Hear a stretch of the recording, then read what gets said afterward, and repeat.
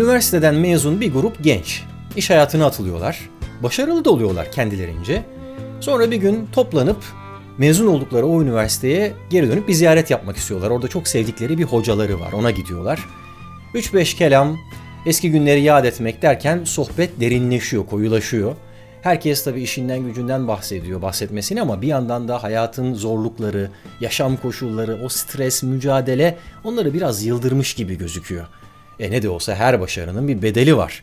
Hayatımızdaki stres belki de bunun bir parçasıdır, kim bilir. Her neyse, bizim profesör o misafirlerini ağırlıyor ya, işte onlara kahve yapmak için kalkıp mutfağa gidiyor ve bir müddet sonra kahveyle birlikte, hazırladığı kahveyle birlikte işte böyle çeşitli boyutlarda ve şekillerde fincan, bardak, kaplarla beraber geri dönüyor. Evet. Şimdi siz de hemen kendinize bir kahve kapıp gelin, çünkü bu videonun sonunda hikayenin sonunu da anlatacağım ve o zaman elinizde tuttuğunuz kahve kabının da, onun içindeki kahvenin de bir anlamı olacak. Yani bir çeşit fal bakacağım size. Anlatmaya başladığım hikayemiz orada geçmiyor ama İngiltere'de Cambridge Üniversitesi'nde bizim profesör gibi böyle sık sık üniversite mutfağına kahve almaya gidip gelen kişiler makineye gitmeden orada içinde kahve olup olmadığını anlayabilmek için dünyanın ilk webcam'ini icat ettiler. Kahve tutkusu bir parça tembellikle birleşince ortaya böyle teknolojik inovasyonlar bile çıkabiliyor. Ama ben bugün size teknoloji tarafından çok kültür sanat boyutundan bahsetmek istiyorum. Hikayemizden de anlayacağınız gibi misafirlere kahve ikram etme geleneği artık Batı kültürüne de yerleşmiş durumda. Ne de olsa dünyanın en popüler ikinci içeceği bu. Birincisi de su. Bizim kültürümüzdeki yeri biraz daha özel sanki. Pek çoğumuz günde 3 öğün yemek yiyoruz, değil mi? Akşam yemeği, öğle yemeği, ama sabah yemeği yok. Kahvaltı var. Kahve altı. Yani sabahları aç karnına kahve içmemek için diğer şeyleri yiyoruz. Öğünün amacı kahve. İlginçtir, artık kahvaltıda kahve içen pek kalmadı bizde. Daha çok çay içiliyor, değil mi? Kahve sanki birazcık daha özel anlar için saklanıyor. Tıpkı profesör ve öğrencilerinin hikayesinde olduğu gibi. Mesela misafir geldiği zaman ne yapılır bizde? Türk kahvesi. Mesela kız istemeye gidilince ne yapılır? Durun. Geçenlerde Japonya'dan misafirlerim gelmişti. Hatırlıyor musunuz? O zaman size bir söz vermiştim. O zaman sizi özel bir yere getirdim. Önümüzdeki hafta içinde pazar gününü bile beklemeden bu konuyla ilgili de ayrıntılı bir video hazırlamayı düşünüyorum. Şimdi biraz geriye saralım ve o gün bizim misafire Kazuko'ya kahveyle ilgili sorduğum soruya kulak verelim. Peki sana bir sorun var. Sorsana. Dur şimdi geliyor, sorular geliyor. Gelme. Hazır. Gelme. Sorma. Anladım da. Anladın değil mi? Anladım bak. Nasıl anladım bak. Bir şey diyeceğim sana. Şimdi bizim kahve... Bak bizim kahve... Sansür yok. Sansürsüz. Şimdi bizim kahve kültürümüzde şöyle bir şey vardır. Geliyor konu. Kız istemeye geldikleri zaman kahve yapar. Sen kahve yapmayı biliyor musun? Yes. Öğrenmezsen... Tuz koyacağız. Tuz bak. Koyacağız. Türk kahve. Tuzlu Türk kahvesi. Gülmeyin. Gülmeyin, çünkü benim başıma geldi, sizin de gelebilir. Peki kızı istediniz, verdiler, evlendiniz ama ona yeterince kahve veremediniz. Bu zamanında bir boşanma sebebiymiş. En azından öyle diyorlar. Böyle bir rivayet var. Eskiden kadınlara yeterince kahve temin edememenin bir boşanma sebebi olduğuna dair bir rivayet dolanıyor ortalıkta. Hatta bu rivayetten yola çıkarak ta 1921'de Amerika Birleşik Devletleri'nde basılan gazetelerde kahve reklamı bile yapılmış. Orada bu hikaye anlatılıyor. Yani kahvaltıların, misafirliklerin, evlenmelerin ve dahi boşanmaların, yani hayatımızın en kritik dönemeçlerinin resmi içeceği olmuş kahve. Küpür olması gerekiyor. Öğretti bana yani. Her akşam yaptım. Küpür olması gerekiyor. Ateş suyun içinde koyuyorsun kahve tozu. Tabii. Ateş yavaş ateşle pişiriyorsun. Küpür olmak gerekiyor. Tamam. Küpürsüzse olmuyor. Olmaz. Olmaz. Olmaz.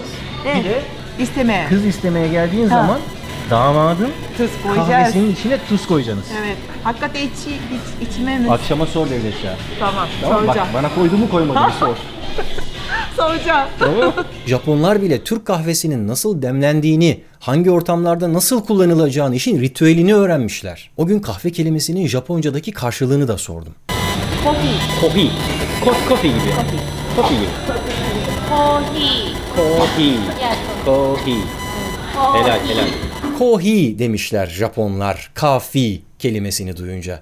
Zaten kafi demişlerdi bizdeki kahve kelimesini duyunca. Çünkü kahve kelimesi kahva, orijinal hali bu. Arapçadan geliyor, bize geçiyor ve bizde kahve ya da kahveye dönüşüyor. Ve bizden de yani Osmanlılar zamanında da tüm dünyaya yayılmaya başlıyor. Oxford İngilizce Sözlüğü'ne göre kafi kelimesi tam olarak 1582 yılında İngilizce diline geçmiş. Osmanlılardan. O zamanlar bizde epeyce meşhur bir içecekmiş. Kelime İngilizceye geçtikten sonra otomatik olarak kültürü de kendisine çekmiş. 17. yüzyılın ortalarında coffee shop'lar açılmaya başlanmış. Bizdeki kahvehaneler gibi. Ve oralara giden Jonathan Swift gibi bir takım yazarlar bir yandan kahvelerini yudumlarken, içinde kahve yok bu arada, bir yandan da Gulliver'in Seyahatleri gibi kitaplarını yazmışlar ve demişler ki kahve bizi sert, ciddi ve felsefi yapıyor. Ya da mesela Bach gibi klasik müziğin babası olarak kabul edilen bir isim kahve tutkunu bir kadın hakkında opera yazmış. No matter,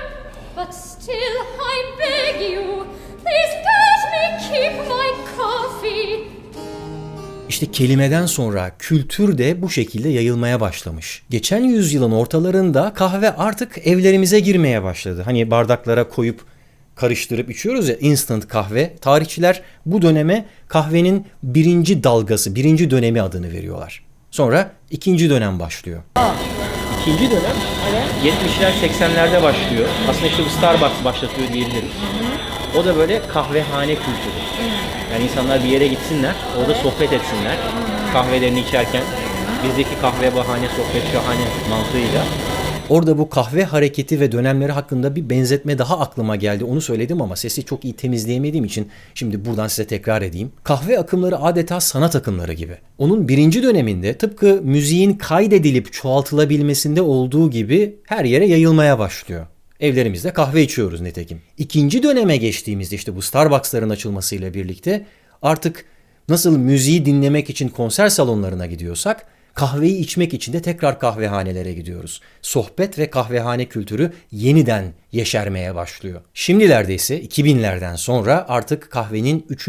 dalgasındayız. 3. dönem başladı. Artık kahvenin sadece hangi ülkeden de değil, oradaki hangi çiftlikten çıkarıldığı, dolayısıyla kahve çekirdeklerinin nasıl bir toprakta, nasıl bir ortamda yetiştiği, sonra nasıl kavrulduğu ve ne şekilde demlendiği de önem kazandı. Şu anda kahvem bitmek üzere.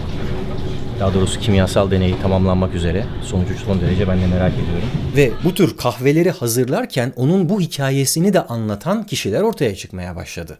Baristalar. Bring that down, and then see how that seals right there? Yeah.